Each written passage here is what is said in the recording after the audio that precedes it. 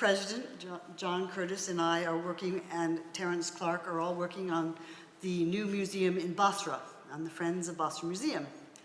Now, this is going to be a little bit circuitous. 9 years ago, the British Institute, which was then, we were then British Institute still, for the study of Iraq, had arranged a huge delivery of books to the Mosul museum library. They hadn't had books, their library was totally empty. And we did this through somebody called Suzanne Bott, who was working with a US Department funded project, but that project also was involved with both military and civilians. And we have this wonderful picture of the then Hikmat al-Aswad, who was then the director of the museum, with the boxes of books behind them, everybody in military gear, but it actually is quite a wonderful picture, thanking the BISI. And Suzanne has been involved in cultural heritage engagement with Iraq since that time. She's based in Arizona, and she sent an email to the BISI early this year and said, oh, there are these two people that you should know. They've done this really cool project on Mosul. They've done this reconstruction. And I confess that I was very busy, so I didn't look at the full details. But once I looked at it, I thought, wow, this is amazing. We need to get these people involved in Basra. We haven't quite succeeded that way, but they did come. Anybody who wants afterwards to see about Basra, there are many people here involved in that.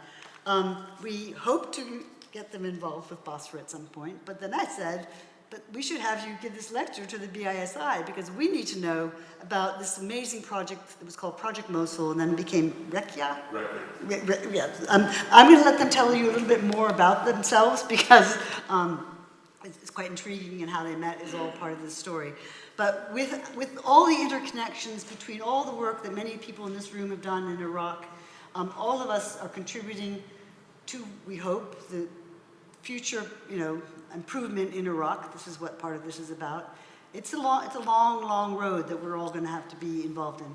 But hopefully tonight you'll have some idea with this lecture about how important and what different new ideas can be brought to interpreting sort of the cultural heritage of Iraq. And I welcome our speakers. Chance is now with the Google Cultural Institute as one of their major program managers. And Matthew is an archaeologist who's been involved all over, but I should also say, for those of you who know, he's done a lot of work also in Jordan and at Petra, and so there's a circle of life there for me. So I'll invite you up, and they will have questions and answers afterwards, so keep your questions in your head. Testing? Yes? Good. Works. Good evening, everyone. Thank you for the wonderful introductions, and thank you for inviting us to speak to you tonight. I feel that this is not really a lecture, it is a collection of stories, and stories that we have participated in and that we work with other people in different parts of the world to contribute to that story. So without further ado, I'll begin with where that story found itself in January of this year. So in January of this year, to give context, because context is important to everything, the Mosul Museum, the Mosul Cultural Museum, it reopened for 2 short weeks and had a contemporary art exhibition and had some other objects which we'll explain more in detail later. But I wanted to start there with something that has happened just recently, because then, by stepping back and giving context to how, and wondering how this came to be, and it was a work of a lot of work by many people, both locally in Iraq and international institutions, and we will explain our contribution that we played in that. But to take a step back even further, if the remote works, as you're all aware, and this is going back to the beginning of the century, I didn't believe I would use that word, but it is true. 2001, as you're familiar with the fact that the Bamiyan Buddhists in the valley of Bamiyan in Afghanistan, they were destroyed by the Taliban. And this was not the first time that cultural heritage was destroyed for different purposes, but it was done in a way that was seen and captured on video and by pictures This is one from the Associated Press and then publicized, I think, by the BBC and around the world, by the fact that the destruction of these Buddhas was being captured on video and shown publicly to so many people that it hit in a different way than, say, the burning of the manuscripts of the indigenous Americans during the Spanish conquest, or in other examples that we all are familiar with around the world. It's the point of captured image and the dissemination to a global community that really touches people in different ways. So this, and what we're going to talk about, what we're going to explain, is a story that is started as Project Mosul and later became Recre, follows in the footsteps of that. It is nothing that is completely new and abstract and separate from it. But I want to mention the fact that even then, back in 2001, after the destruction of the Buddhas, a number of researchers at ETH Zurich, they had access to scientific stereo photographs that were taken of the Buddhas before they were destroyed. And what they did is they hypothesized, and they asked the question, well, if we have photographs of the Buddhas from different angles, could we use the current state of technology then was to try to produce a 3D model of the Buddhas? And they accomplished it. You can find their paper that was published in 2004. And so, really, when this happened, which everyone, I'm sure in this room, remembers when this happened in 2015, Matthew and I, we were working on a EU-funded project. We're both archaeologists, as Joan mentioned. Matthew's an archaeologist primarily in Jordan. I'm an archaeologist in the Maya region of Central America and Mexico. But we're both, at the time, we were both researchers using digital technologies such as photogrammetry and 3D scanning to document heritage and disseminate it in different ways. When we saw this online, and I think it was Matthew that posted it to our EU project's Facebook page at the time, and we were both in shock, as many people. This is for the purpose of a shock and awe campaign from Daesh, of course, and what they were, attempting and obviously got the reaction of the global community of what they did at the Mosul Museum. So when Matthew shared it online, we hypothesized immediately after the fact and thought, well, maybe if someone had photographs of these objects from before they were destroyed, maybe we could create a 3D model of them. Of course, that is not to replace the original object at all, but in a way it offers a way to preserve the memory of that object in a different way. And so it was through Suzanne Bott, who had actually taken photographs and visited the Mosul Cultural Museum, which was closed at the time. Going back in time to thinking about access to the Mosul Cultural Museum and to when digital photographs and having a digital camera at that time is an important point to raise here, because the photographs that were used to launch Project Mosul as a project, which we launched only 2 weeks after the destruction in the museum. We launched it online with 3D models that people could see and explore. News articles, they embedded the 3D models, and the ability to be able to rotate around an object was something that was fairly new at that time. But the line of Mosul was reconstructed with 14 photographs that Suzanne Bott took when she was there, taking photographs of objects both in the museum and around the areas of Hatra and Nineveh in northern Iraq. And so the project, and thanks to many individuals, I'm certainly not standing on stage with you tonight as only Matthew and I. There are so many organizations, nonprofits, for-profits, museums that have contributed to this project over time, and that's why we were able to put together a platform, and it basically brought the attention, from the press and media that gave us the ability, and thanks to Matthew putting together this platform in 2 weeks of a lot of late nights programming. It was the concept to have a website where people could upload and contribute photographs that they had taken from various places in Iraq. Originally, it was just Iraq, but it spread around the world to where objects, architecture, buildings were being lost due to war, due to natural disasters, due to fire, etc. And so much more has happened, since the platform had started then.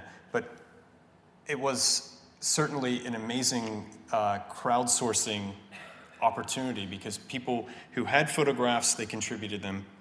People who did not have photographs, they helped sort the photographs and use them to create 3D models. And so, over time, we had more models than just from Iraq that we were able to reconstruct from a crowdsourcing perspective. And I won't go into those details. You can find all of that, and maybe you've read about it before you joined us tonight. But I just wanted to kind of go back in time to reflect on where this story comes from, and we will get to where it is today. And of course, after Mosul, what Daesh then did on 2 different occasions at Palmyra, and this was a video that was that captured the attention of many. The project, basically we decided, and as the project continued to grow, we had more and more volunteers, more people wanting to contribute.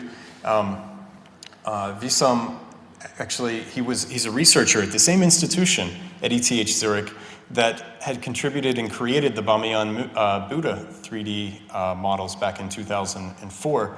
He and some of his colleagues had come across photogrammetric quality photographs to make a 3D model of the Temple of Bel, which, as you all know, has been destroyed.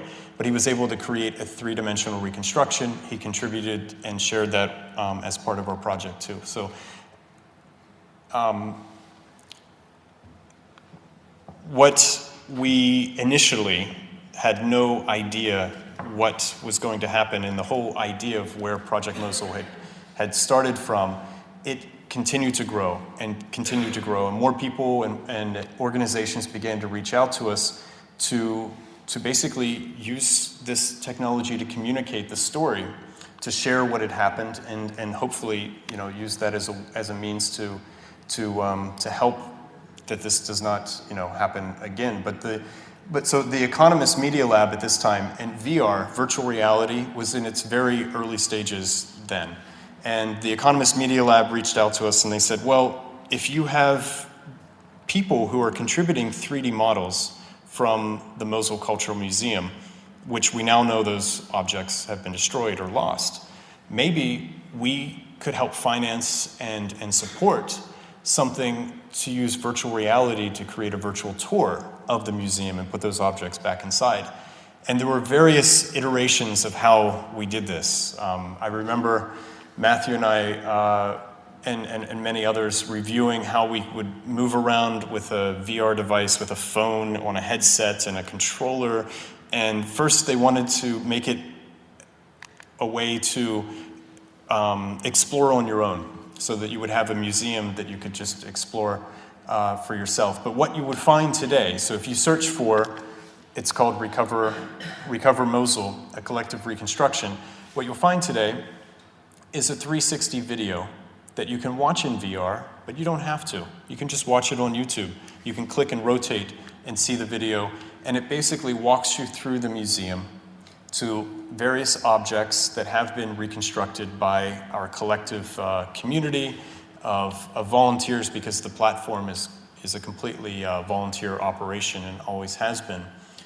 And you begin, it's presented in the way that you can, you basically go from object to object, and you're listening to a narrator tell the story about what happened there, and how these objects will continue to live on in digital memory even if the originals are gone.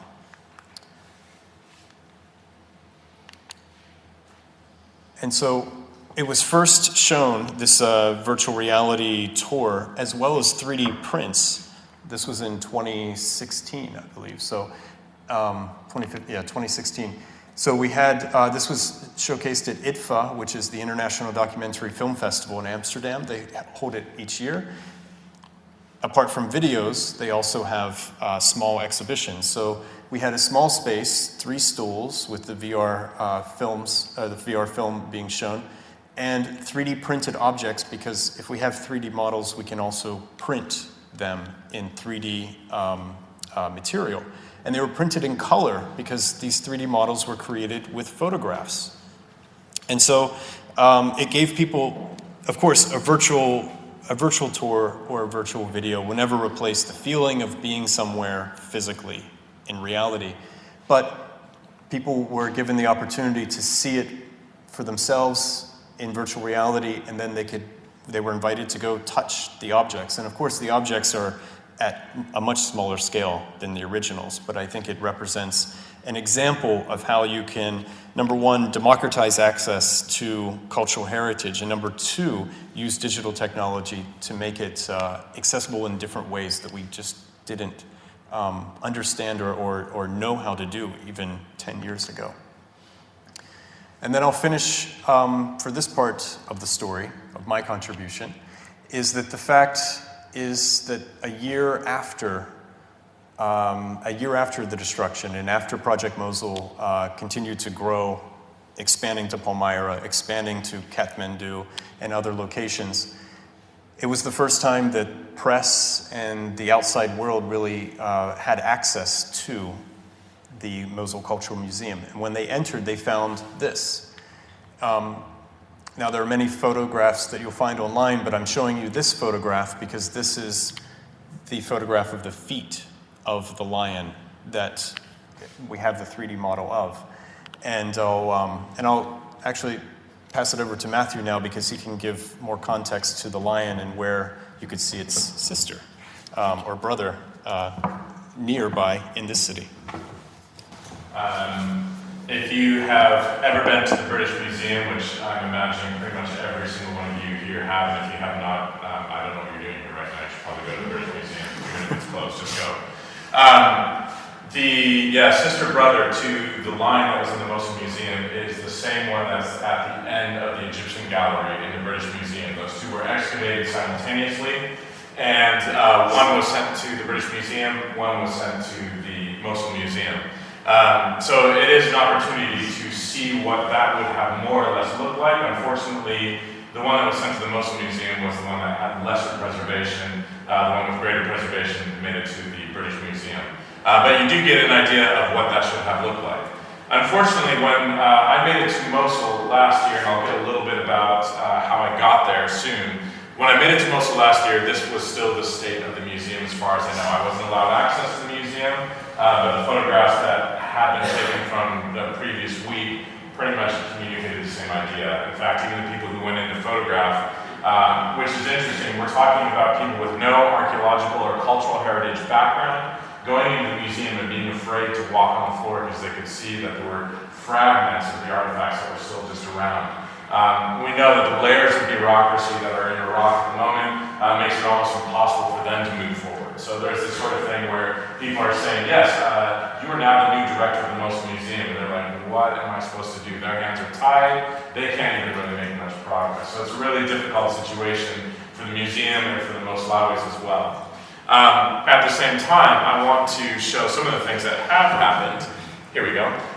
So the original Mosul Museum is what is commonly referred to today as the Royal Hall. And I believe, I don't have the exact dates, but it was built in the 1950s. It was a smaller building, and then the Mosul Museum that we know today, the larger structure, was built later in the 70s, and then all the artifacts and objects were moved over there. So the Royal Hall, I guess, was then later used as either as an archive or something else. By the looks of things, it looks like we just have a lot of storage material that was left over in there. So about a year ago, around this time, it was probably late October last year, I got this random email from someone, I don't remember if it was on LinkedIn or an email or something like that, that just said, hey, we're going to do an art exhibition in the Mosul Museum. Do you want to come? And it's kind of like, well, yeah, obviously, I want to go. And so we began having this conversation with one of the people who was helping to organize it, and a local Moslawi who was pretty much one of the main movers behind it. This local Moslawi is the director of Al Qad radio station, which was the main opposition radio during the time of the occupation. These guys have some wild stories. I mean, they're talking about, because they knew, they all worked in comms inside of Mosul before occupation. They knew exactly the transmitters that were inside Mosul, so they said, yeah, all we need is a little kilowatt more, and we can out-broadcast whatever Daesh is doing inside of the city, and be able to bring a voice in from the outside. So these people are local Moslawis who care about their city, care about the future of their city, and are looking for ways that they can revitalize the culture and the stability of the city. So in 6 months' time, they took this, the Royal Hall, and made it look like this. 6 months' time. Local Moslawis who got together and said, we are taking this back. We're going to do something here. You can see one of the the outside of the building here. This is, again, shortly after, they were able to get back and get into the control of things. This is post-liberation. The place was an absolute mess. And again, for those of you who have ever been to Mosul before, the actual Mosul Museum is like here. Okay? This is the Royal Hall. This was kind of like this alleyway that went between the two. So we're standing in, looking at this part of it, and again, they weren't able to do anything with the main museum, again, leadless bureaucracy, because of the remaining destruction that's inside the museum. There's not much that they can do yet at this point, but they took that and turned this into this. So again, it's this amazing ability to rehabilitate a space and bring something alive.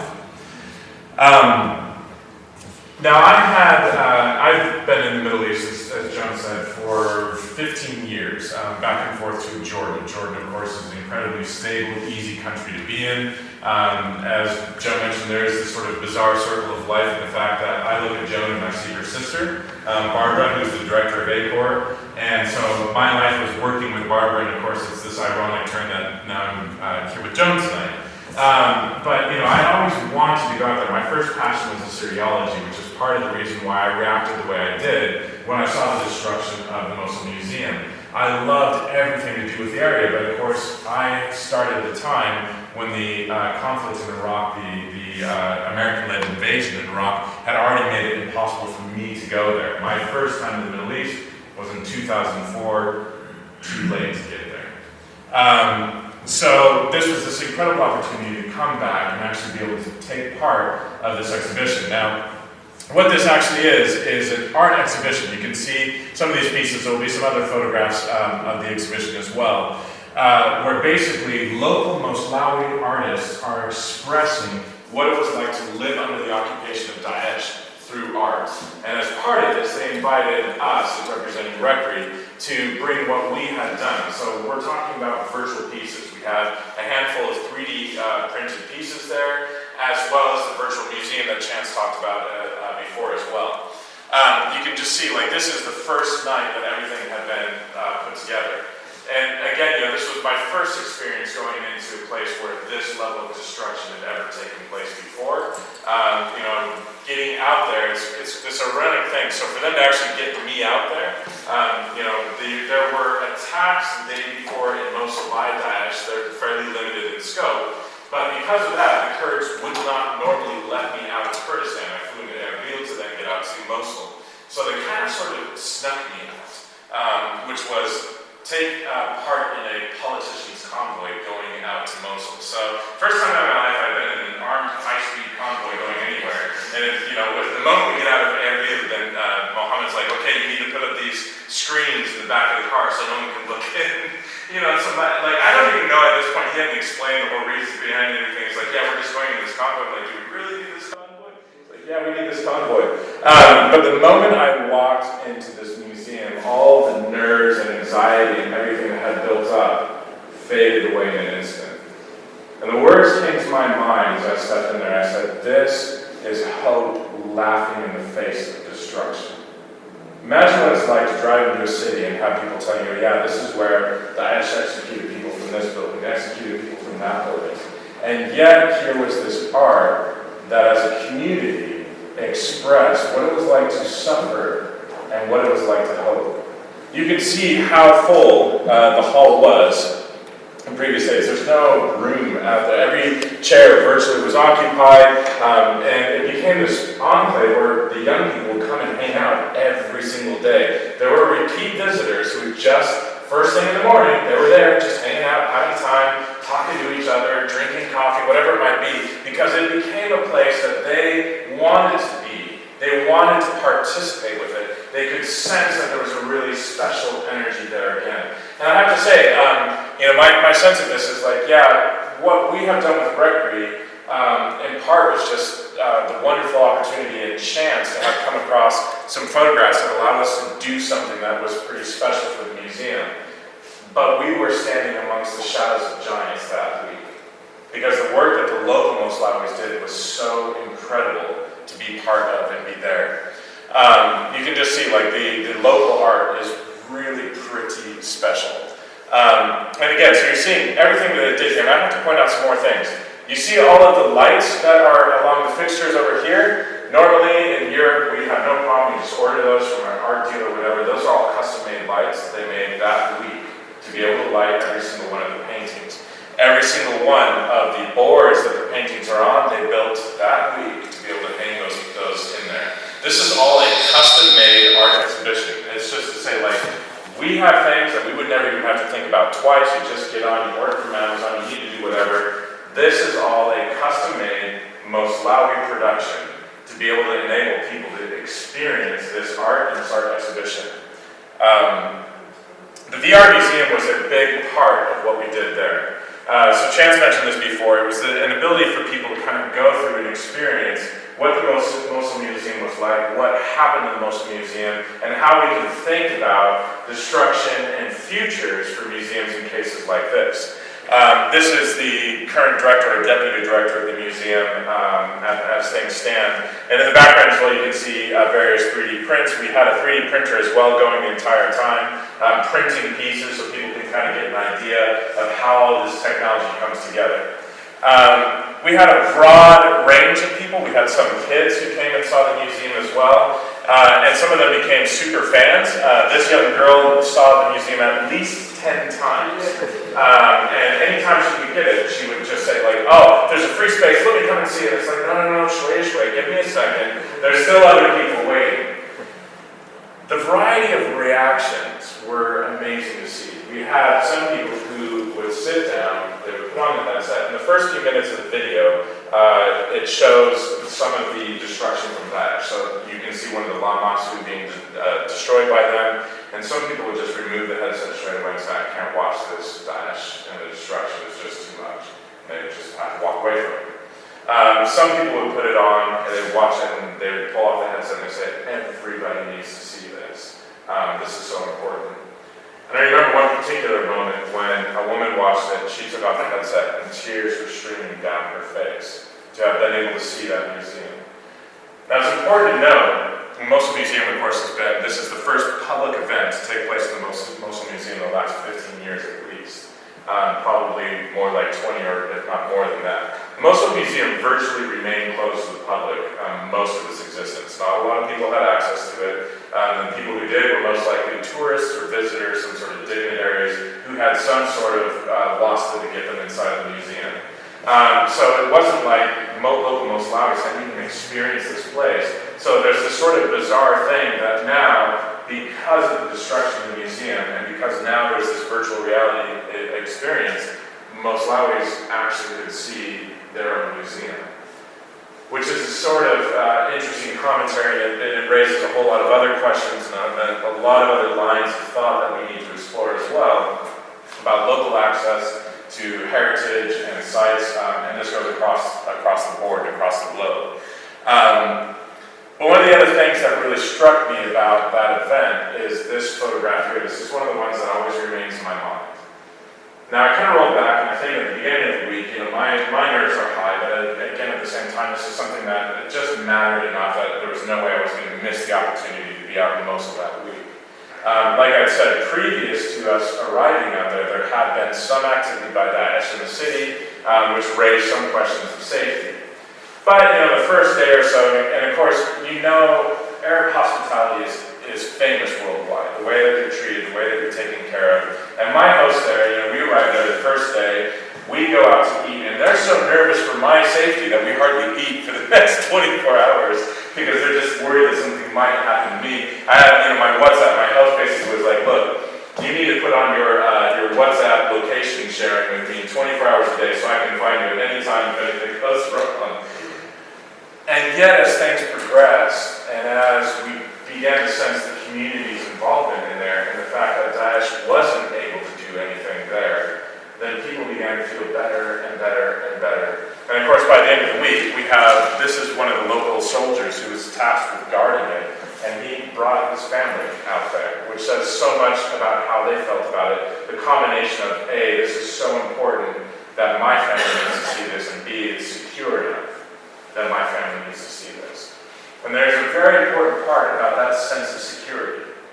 Oftentimes, you get these sort of things, it's an event happening, it's not that long after liberation, people are still nervous. The way that I would listen to people talk about it, and people say, yeah, Daesh is still here. In fact, during the week, we had a poster board where people could write comments and they could share thoughts about what it was like for them to see it. One comment, one day, said, you need to return to the true religion. We all know where that's coming from. There were still people around at the time who had sympathies with Daesh who were sharing these thoughts in there. Yet the exhibition carried on. And yet we have the soldiers who felt secure enough to bring their families there. And the soldiers loved the VR museum. One of my other favorite photographs, it's not on this one, is the helmet of one of the soldiers sitting on one of the stools next to him as he's watching the VR museum, which is just this poignant thing of like, yeah, I'm taking off this to put on this other helmet so I can experience that museum.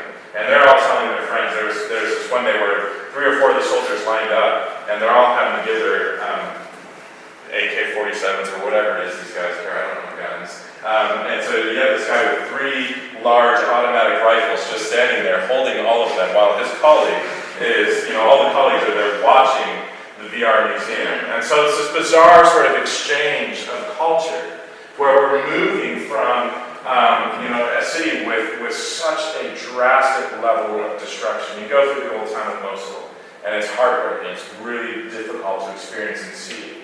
And yet at the same time, the community aspect, their hope, what you lived during that week was something so incredible. It was a huge honor for us. And, like I said before, like what we're seeing here is some 3D prints. That is that same line. This is the same piece that you've seen in other photographs. And that was, some of them, they'd never seen it before. And so, yeah, they're seeing a tiny version of it, yet it's their ability to experience and understand that the world community actually does care about what's happening there.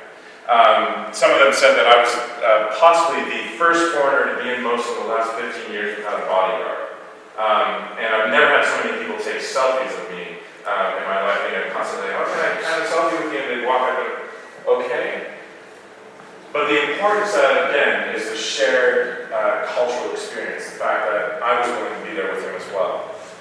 And furthermore, the fact that my involvement with this and our involvement with Recre is bringing back some of this material, letting them see this. I should also point out, it's really incredible the translation that was done with this. So The Economist has this entire experience. So it's a new way to do editorial communication. So it's essentially, it was originally a podcast that they had done in 2 parts. Then they recondensed that all down, used it as the background audio for the VR museum experience. And it's in line with everything that The Economist does. So it gives you, both pros and cons. It's a neutral voice, but it's talking about this is what happened, this is some of the good things about it, this is some of the bad things about it, and of course it raises all kinds of questions when you can say, oh yeah, we just can digitally capture a museum and put it into this box. Remove some of the importance of actually physically going to some of these places. So it's giving all these different voices, different opinions, but it was all in English. And so it was like the week before, we're sitting here, we need to get translations of this, we could finally get The Economist's approval to do it, and it was literally one guy sits down and in 2 hours has the most incredibly beautiful translation of it, And not just that, he recreates all the music by hand. So he listens to all the background sounds, all the background noises and ambiance that are in there, and he sits down and he creates the whole thing, sends it back to the economists, and they're just blown away. The translation is perfect, first off. It mimics everything, the rhythm and everything else that they've done with it. So again, it's this local talent and local focus on their community and their culture that is being put into the same thing. One other thing I want to point out is, like, obviously we've had the opportunity to participate in what's happening there, and I can't emphasize enough that from our perspective, looking at the role of cultural heritage in stabilizing a community like that, part of that is opening up that access, getting people to be involved with this. Like we've said before, Gregory was never a project that Chance and I have done. In fact, the vast majority of everything on there is other people doing it. We created the platform, other people created the work.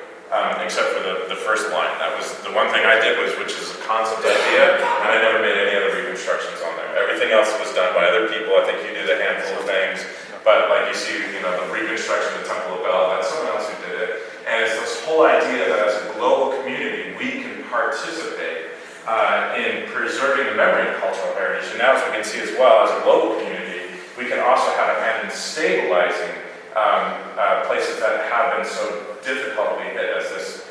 And we see that the role of cultural heritage, and part of that is preserving the idea, the memory of what was lost, and bringing that back, and recapturing it in one way or another. And there's story after story after story I could tell. This is one of the reproductions. So this is made by Coughenour from Madrid. And this was originally sent up to the Rijksmuseum van Uden in Leuven in the Netherlands. And it was used for an exhibition that was done up there, I believe, with Lucas Petit, who was curating that exhibition. At the end of that, these two replicas are sitting here in Europe, and the question is, what do we do with these next? So Factum Artem, went and moved some pieces, talked to some people, worked a little bit at Wasla, got these onto a military transport plane, and are now installed in Mosul as of 2 months ago. And again, it's been people to see these coming back, even if they're just replicas at this point in time. It's this idea that there are ways that we can continue to preserve and remember what has been lost. So these are, by the way, actually scans from the British Museum. So Coughenour, they went in, they did their full scans of the Lamasu in there, did these perfect reproductions of them, so that that's really the exact same thing. If you probably stood these two next to each other, I don't know that you'd be able to tell the difference that well. They're just beautifully done, and now they're standing in Mosul once again. I believe they're full scale, so you just wouldn't really be able to tell the difference from them. So again, it's looking at different projects that are also taking a hand in this, being able to bring back the cultural heritage. And the more that we have this cultural heritage as part of that community, we're seeing that it plays a really important role in people understanding that, number one, the globe does care about what's happening here, but also that we haven't forgotten that cultural heritage. We haven't forgotten the important role that that plays in the identity that people have in their own places. So I'm going to pass it back to Chance to talk about some other elements. Sure, thank you. And so through the exhibition, the Return to Mosul exhibition, around that time when we were introduced to Mohammed and some of the other people that he was working with, at my position at Google Arts and Culture, our focus is democratizing access to culture globally. We do that with nonprofits, museums, and institutions, and make it available for free. It was purely an opportunity to get this story told from someone who was taking part in the Return to Mosul exhibition. So you'll find this if you just search for Return to Mosul, an exhibition to bring the city's people back together. It is available on Google Arts and Culture. It was published, I think, the same week as the exhibition opened. And it's an amazing read. It's a really good read. I recommend that you have a look. But we are doing much more than that, more than just having Mohammed publish the story about how this exhibition came together and how it plays out in some of our work and other institutions. But we're currently working with them to bring the entire contemporary art exhibition, because all the artworks have been digitized. And when Matthew was there, he also took 360 panorama photographs, which he showed earlier. And we're going to make that all virtually accessible to everyone online in English and Arabic early next year, so in a few months' time. But bringing it back a little bit closer to home here, where we reside today in London. If you're familiar with the Imperial War Museum, and maybe some of you have actually seen this show because it did open, when did it open? It opened in July? It opened in July. I remember going to see it in July. But back almost a year or so ago, the curator to the exhibition reached out to Matthew and I because he was aware he had learned about the project that a recre that we had worked on. And basically they asked, for the line of Mosul and the story that we participated in, the project that we started, would be a good contribution that he would like to have the 3D print on display at the exhibition. So you can go and find that today until the end of January. I think it says there until January 5th. And at the exhibition, it's free. It's completely free to the public to see. You'll find stories in which that we've mentioned previously. As you can see here, the Bamiyan Buddhas are presented. And at the exhibition, we do have a 3D printed copy of the Line of Mosul, as well as an animation showing the photographs that were contributed by Suzanne Bott and many other people. At one point that I didn't raise before is about Palmyra, because with the number of photographs that people contributed from the Mosul Museum or even Hatra or Nineveh at the beginning of Project Mosul was fairly low. I mean, there were quite a few, but say a couple hundred maybe. But when the destruction in Palmyra happened, and when our community began to basically ask for people to contribute photographs from Palmyra, it quickly went to the thousands. And there's so many photographs still that could be used to create three-dimensional reconstructions. But here at the Imperial War Museum, you also find, of course, they're giving context with the video here of the objects that were destroyed, at least shown in video. And very interestingly, here I think is the only, it's not the only copy, but it's the only version of the collection, the book, that details the collection of the Mosul Cultural Museum in its original founding.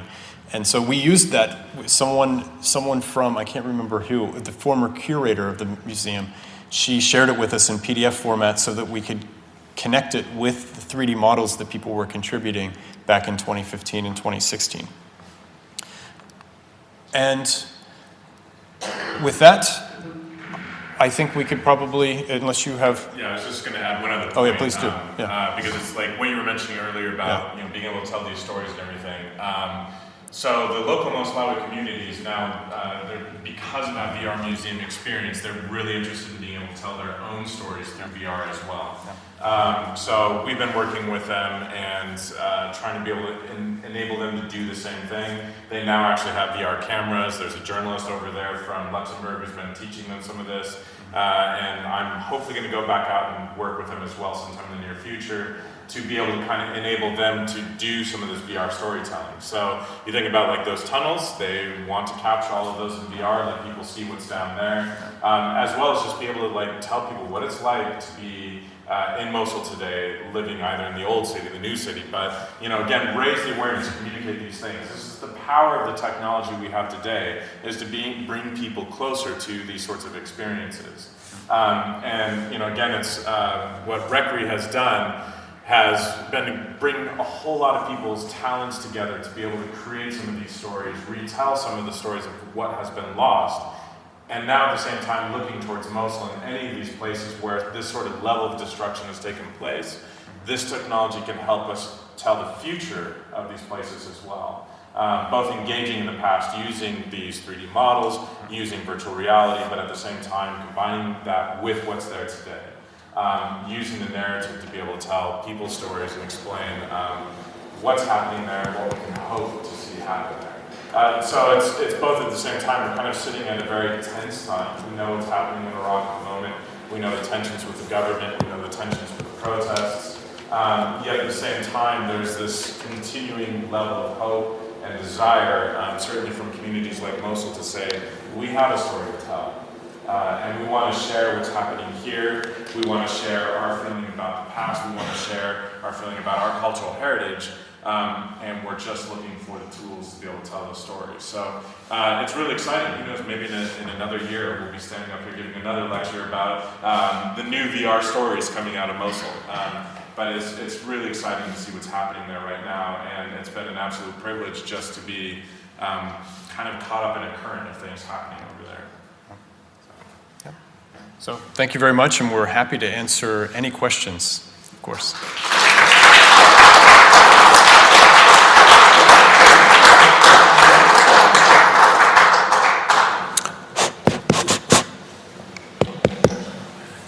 have a mic, so I will will you say your name too when you... Anan Alas, as two Moslawis sat in the comfort of London, we feel very proud of the work you've done. But tell me, did you see a lot of, was it shared with many people? Is it shared outside Mosul? Do lots of people know about this? How popular is it? Because this is phenomenal. There was certainly a lot of global press coverage of it happening there. And certainly when we were in Mosul, local Moslawis all over the city knew what was happening. There was a large number of people. Again, you can imagine the level of fear to go to this. Not only was it the first big public event to happen in the Mosul Museum, but it was probably one of the first public events to happen in Mosul after liberation. So there was a bit of tension about, do we want to gather in public space? Do we want to have this happen? Yet I can tell you, the level of joy in that museum that week is something that's never left me. I'm a different person because of having been there. And one professor, he said when we were there, he said to me, Mosul, you have left your thumbprint on Mosul, but Mosul's left its thumbprint on me. Certainly I know that there's been a lot of coverage, people have talked about this, but I think it's still a story that needs telling and retelling again and again, because it really is an amazing story. And for me, it's an amazing story because of what Moslawis are doing. It's just incredible to see.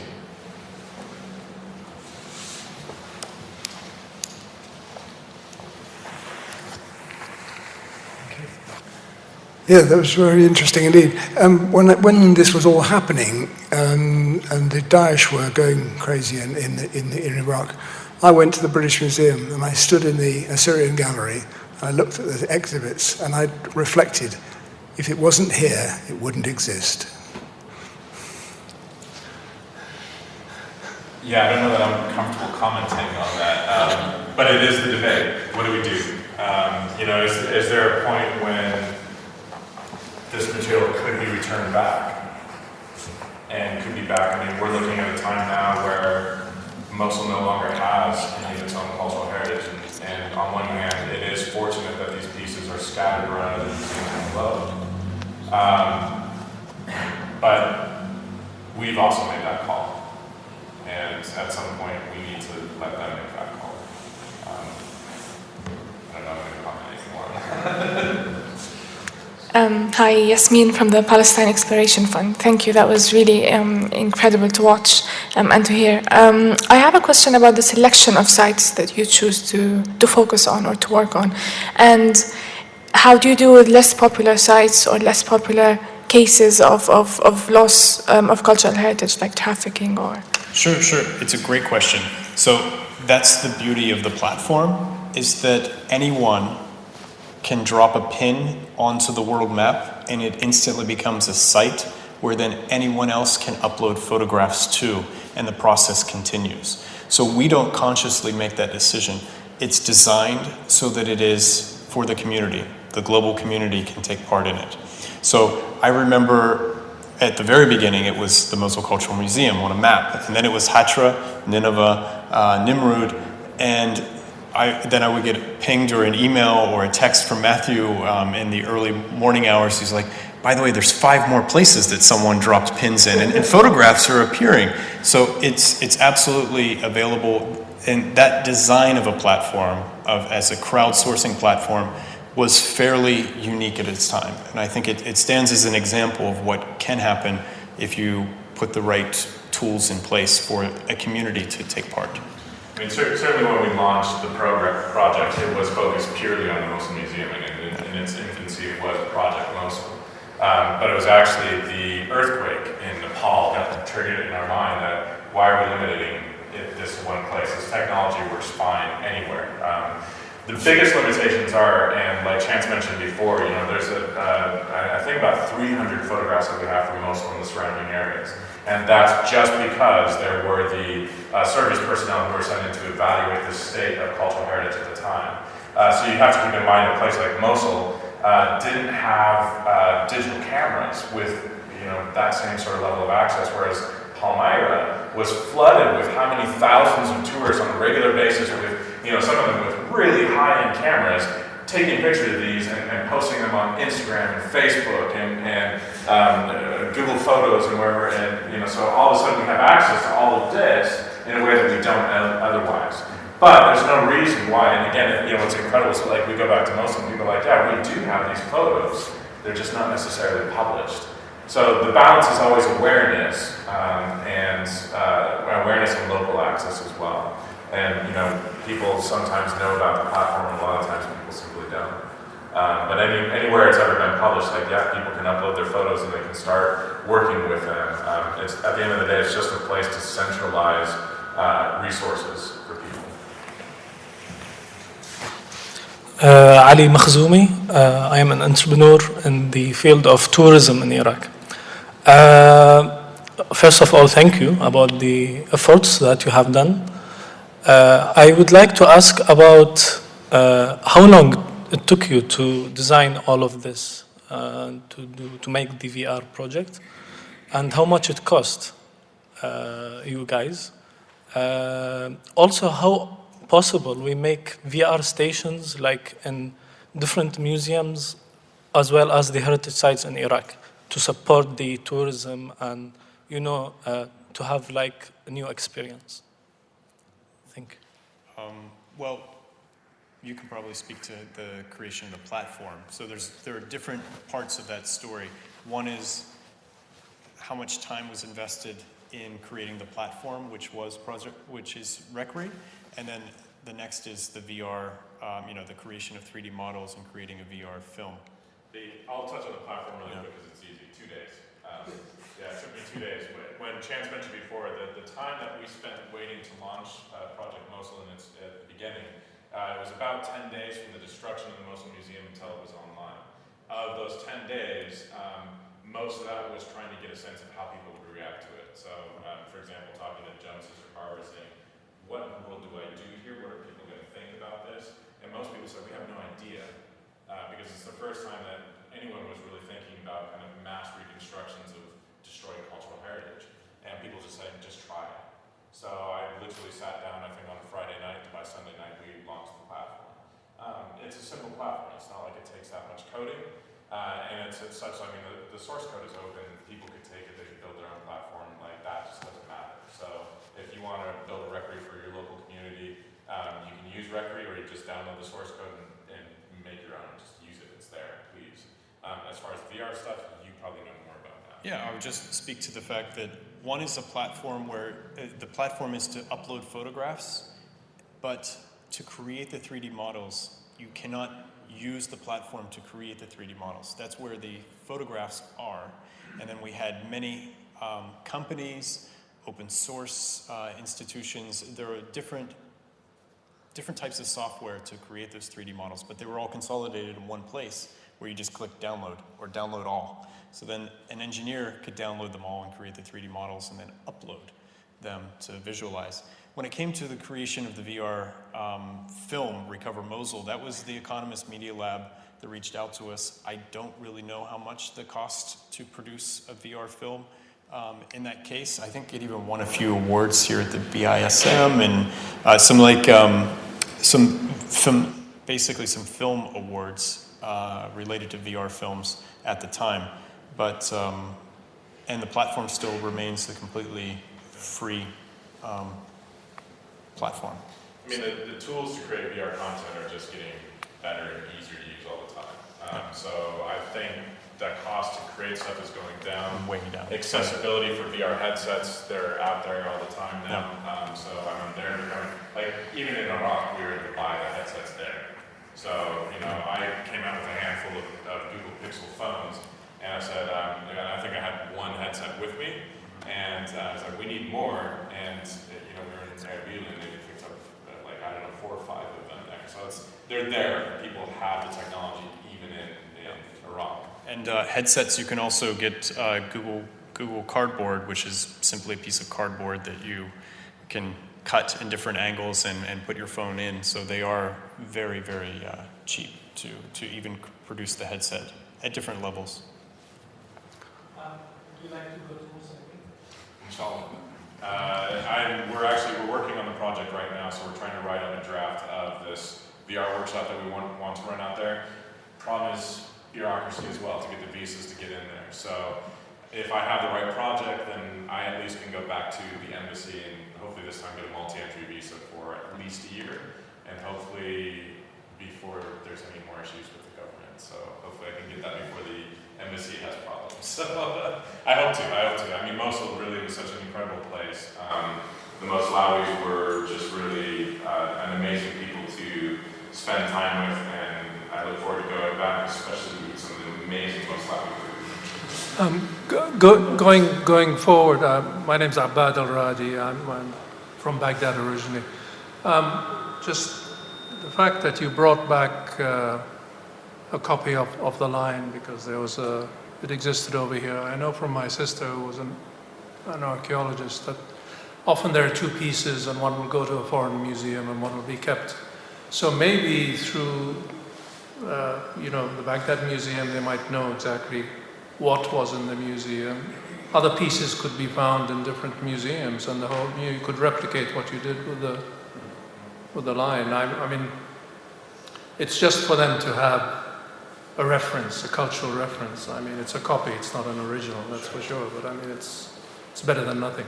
Yeah. But what you've done is fabulous. And it's actually important to point out is that what you're seeing up there is actually, it's not the original, but it's not the one in the British Museum.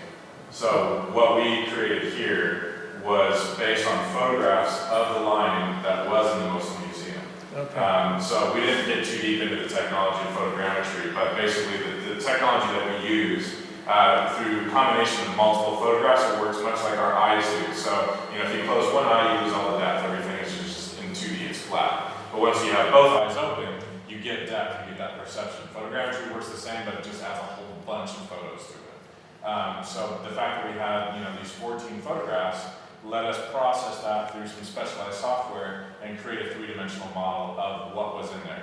We're very emphatic at the same time to say what we're doing here is not even creating a copy, we're preserving the memory of what was in the Mosul Museum. So there's an in-between of what you're saying, in the sense of, like, you can go to the British Museum, you can look at the lion relief there, and that is the pair that was in the Mosul Museum. Not the same, but similar, gives you the same idea. What we produce is a sort of virtual reality ability to look at that lion, even if it's not the same thing or the quality is that great, it's still the ability to kind of have some memory and some interaction of what was destroyed.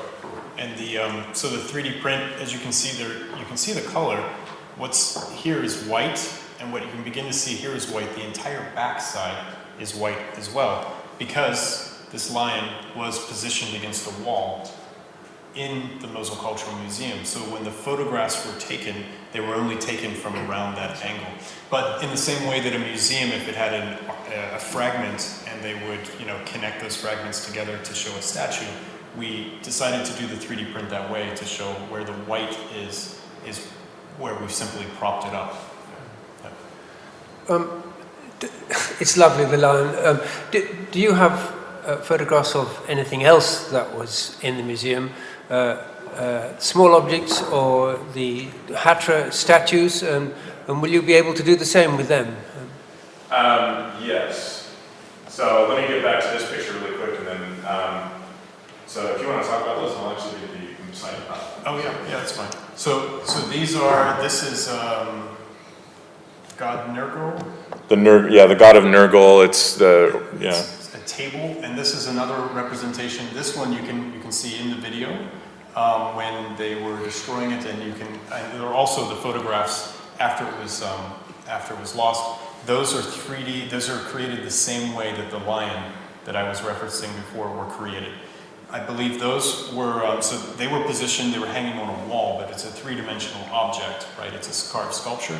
And so with only 5 or 6 photographs that were of good enough quality, we were able to produce 3D models. And when I say we, the beauty of this is that there are so many digital replicas that many other people created.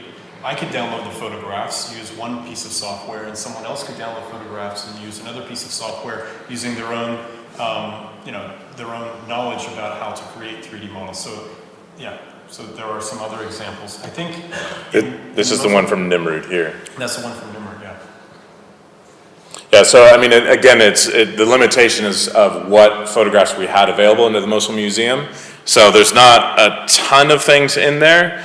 But at the same time, like, we do have some of the pieces coming from there. This is one of the mihrabs from the Mosul Museum. So, again, this is just what was available. We're able to recreate some of these pieces, and you get the sense for what this is like. I mean, this is all in 3D, this is virtual reality, and again, this is gone. So, these are pieces that have been destroyed, so we're retroactively preserving the memory of these pieces. And again, if we went into the museum today, we would go in with high precision cameras, scientifically calibrated, we would be taking thousands of images of these things, and the sort of reconstructive ability would be very, very high. Oftentimes here we're working with a handful of photographs, and that's why we have to say, like, there's no precision to this. We don't have that same quality.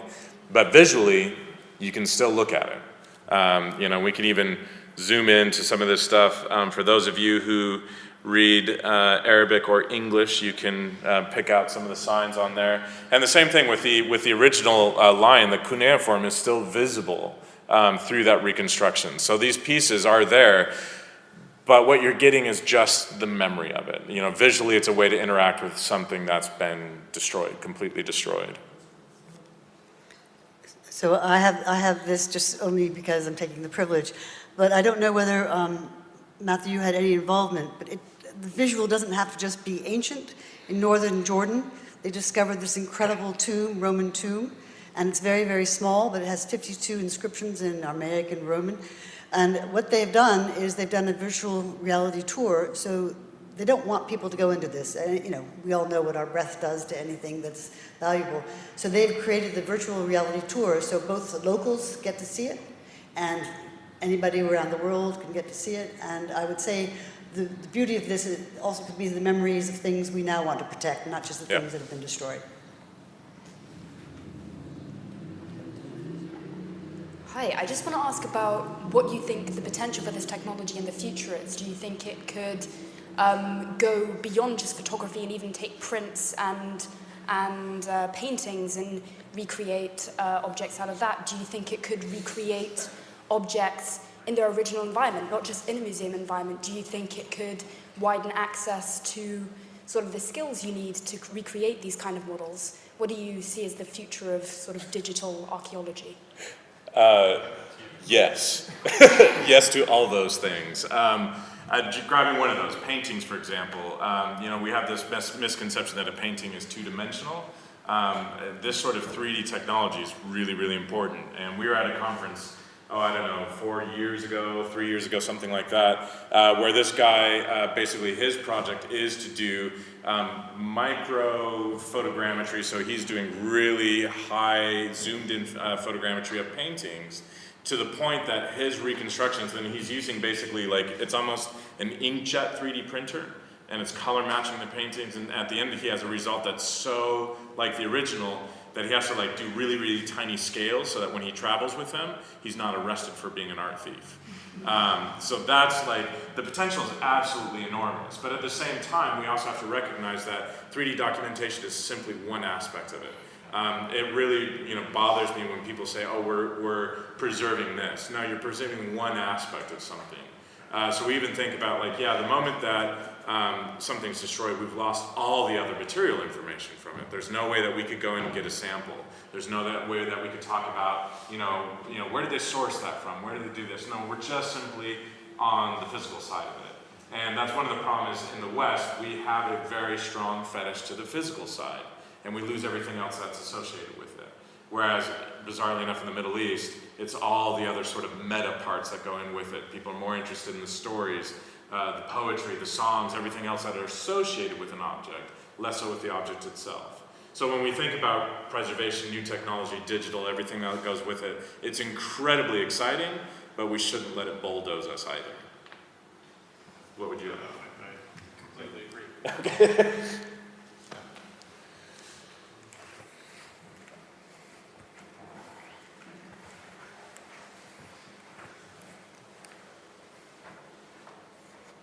Well, thank you very much, Mohammed Magdar from the Aga Khan University. It's really great what you're doing with the virtual reality thing, but my question is about the 3D printed models. So since you are both archaeologists, in 500 years' time, what's going to happen with these models? How about the question of authenticity of the heritage of the mostly Iraqis people? I mean, these models are not done by the Iraqis, and they are assigned to Iraqis. Do you want to take a stab at that? I'll take a stab at it from the perspective of, I've worked on, not specifically to Mosul for this particular 3D printing project, but there are projects that are using 3D printing around the world in different ways. One example, an archaeologist working in Turkey finds a small artifact, and they work in the United States. They're coincidentally Italian, but they're working in the United States and they work on a project, they find an object and they can scan it to a very high resolution, not like using photographs from before. And the object stays in Turkey. The archaeologist returns to his university in the US and he prints it to the same weight, size, and color of that artifact. To me, and to him, he finds this is extremely rewarding because number one, the object doesn't leave the country of its origin, and number two, he can set it on his desk, he can walk into a lecture hall, he can hand it to his students, and he can pass it around, and they have a feeling of, they haven't traveled as far to see it. But you're right, the question of authenticity is something that we're really trying to grapple with ourselves within the heritage sector as archaeologists, as anthropologists, as historians, and it is something that we're just trying to work out in different ways. I mean, in the 19th century, there were plaster casts being made of artifacts all over the world, mainly by Victorian explorers at that time. And if you walk into the cast collection at the V&A, which recently reopened a few months ago, you can stand there and look up at David at its full scale. And to me, on a personal note, I look up at it and I love the fact that I can see it here in London and that other people who may not be fortunate enough to travel and fly to Italy can see it. And I think that same idea and concept can be replicated in different ways. And we're going to see it replicated in different ways in the near future too. And the heritage community really wants to wrestle and grapple with the question of authenticity. How do we point back to the original piece? Yet at the same time, the ability to create from, create on, remix with, do new things with, create new art from, it follows in the same line that we've been doing for thousands and thousands and thousands of years. And I think, the reality is what belongs to Iraq, what is part of Iraq's cultural heritage, is still part of the global cultural heritage. I'm not Iraqi. I have a connection of love that's there. Al Galbi Bas. But at the same time, I do feel part of the Mosul story, and I do feel like that heritage somehow is part of my story as well. And so I feel that, there is a need to communicate that authenticity. There's a need to preserve that and share that with the rest of the world as well. There's one piece that I absolutely love because it sort of illustrates the story. It's completely inaccurate. It's absolutely wrong. But one guy took the lion and he duplicated it. So he created this new piece. He's like, I like this. I'm going to create that. He clearly doesn't know much about line reliefs in Assyrian art. It's just simply not the way that they work, but he did that. And that piece will remain on our 3D gallery forevermore because it's this incredible piece that I think does communicate this idea that we are in this era now where digital technology does let people remix and recreate on things. And that's only one example. There's a bunch of other things that people have done now with 3D art that we could talk about in the same area. Authenticity though, and I continue to say the same thing, is like the original pieces, nothing can replace that.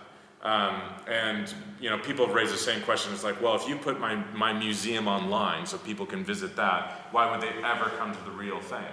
And actually we're seeing the opposite happen. When you do put it online, people want to see the real thing. There's 2 little towns in Spain on the border of Murcia and Andalusia that they did this, and they did a study on it, and they found that actually people wanted to go to these towns. We like the original thing. No matter how many times you see the movies, you still, if you see the actor on the street, that's the original thing. You want to see that person, so it's... The gallery where the Mona Lisa is displayed in the Louvre is certainly not empty today.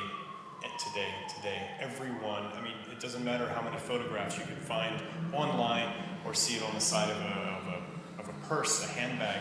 The point is that people still want to see the original. And I think that we are recognizing this fact, and we've always recognized that fact. That's why we travel to see these places. As part of this project, we recognized that we wanted to make, and I think we did it even in the credits of the Recover Mosul film, is that the story of an object was, it was created this date, around this date, etc. As an archaeologist, you're thinking about displaying it in a museum. And then it was moved to the museum on this date. Then it was destroyed on this date. And then photographs were contributed by these people on another date. And then yet another date, someone created a 3D model example of it. Someone created a 3D print. And I see that from my own perspective, is that just continues, and we as a community can just continue to iterate on that and preserve the memory of that object. I mean, the one model that I did of this is not great. It's not horrible, but I mean, it was literally something one night at probably at 1 a.m., you know, finally saying, okay, I got enough stuff done, I'm gonna try this, and it was like, oh, it worked. You know, so I wasn't really that concerned about getting all the pixels right and masking out some of the background stuff. I just published it. I got it up there, I said, check this out, Chance, we can do this, you know? And that's remained ever since with all its imperfection. There's people who've done so much more, have done really beautiful reconstructions of these things. But the reality is that now, when we talk about authenticity of this particular piece, what is the authenticity? You've seen the destroyed feet, that's all that remain in the museum today. So is this now the piece? No, it's a version of it. So the reality is we have a really difficult discussion ahead of us in the digital world, but as we do with everything. Everything that has come from the internet has introduced a lot of difficult discussions. And in the heritage community, this is just one amongst many more that we have to discuss. But going back to the Mona Lisa example, the thing is, at the end of the day, if you put a perfect replica of the Mona Lisa at the entryway here, you get some people looking at it, but you won't have the same thing happen that happens in the Louvre, and people know that. One last question. Okay.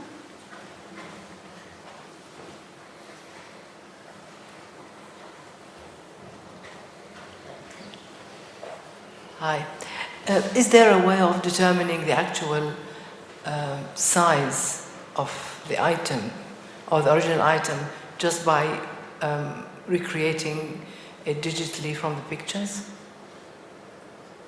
Yeah, I mean, so in this case, for example, we could go take the measurements from the British Museum, or we could take the measurements from the base that's left in the Mosul Museum, yes, and attach that to this. Photogrammetry doesn't know anything about scale. You could process it one day and it would think that line was 1 meter long. You could process it the next day and it would think it would be 1 mile long. But the only reason you're seeing small prints is because we're limited by the technology available at the moment.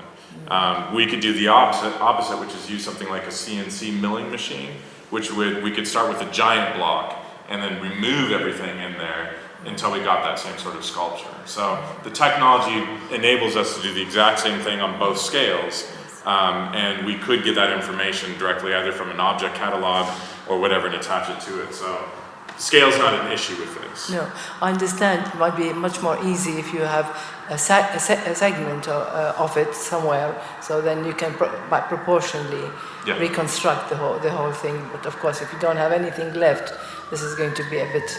My second question is: can you recreate it?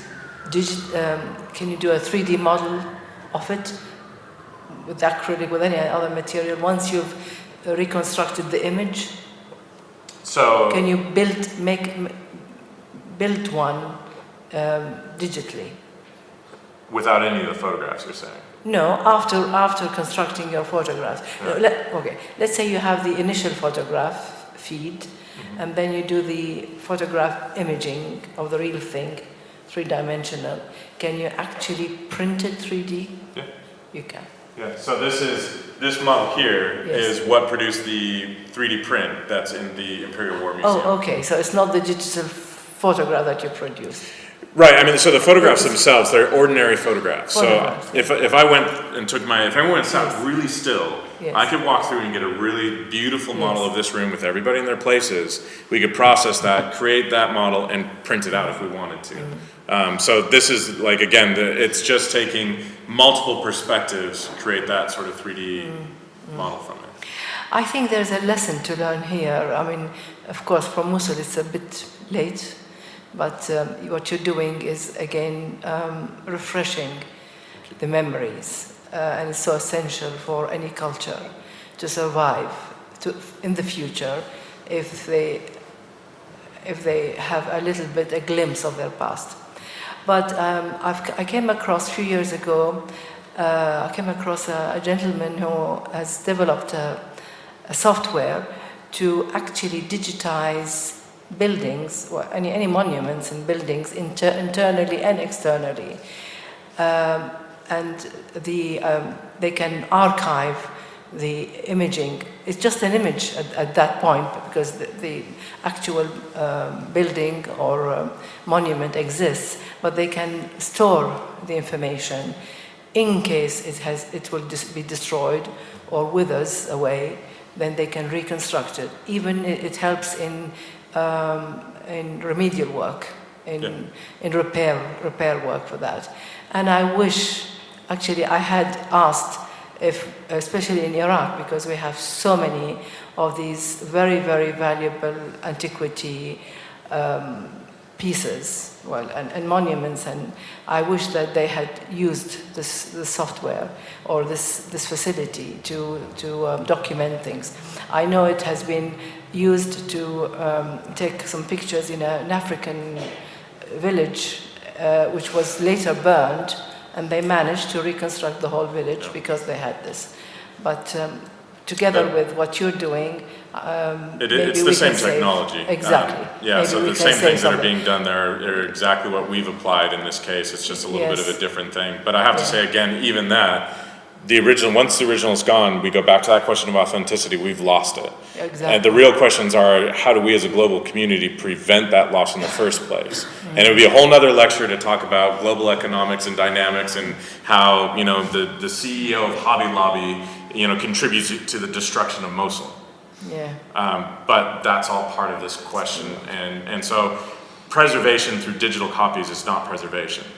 Unfortunately, it's creating a 3D copy of the geometry of something. Documentation is very important. Yes, but it's just one aspect of it. Yes. So, and I argue very strongly against it. I'm calling it out and saying it's not preservation at all. No. It's ability for us to look at one aspect of that. But the greater question is, how do we prevent this sort of thing from happening in the first place? Yes. If there wasn't a market for antiquities, I don't know that we would have ever seen the Mosul Museum destroyed, because there would have been no motive for it. So that's the bigger question for me. Thank you. That's a good one to stop on. I think that Paul will step up. Thank you very much. Thank you. Matthew, Chase, thank you very much for an extraordinary evening, actually, raising so many issues. I'm not going to take long because you've opened up so many ideas that we need to explore with you, perhaps at the reception now that will follow. But I want to thank you very much indeed for this hugely stimulating, emotional, personal journey, and really demonstrates, I think, the power of images, whether they're virtual or real, and how those are crucial for memories. And so this new technology is allowing us access to those sorts of memories as never before.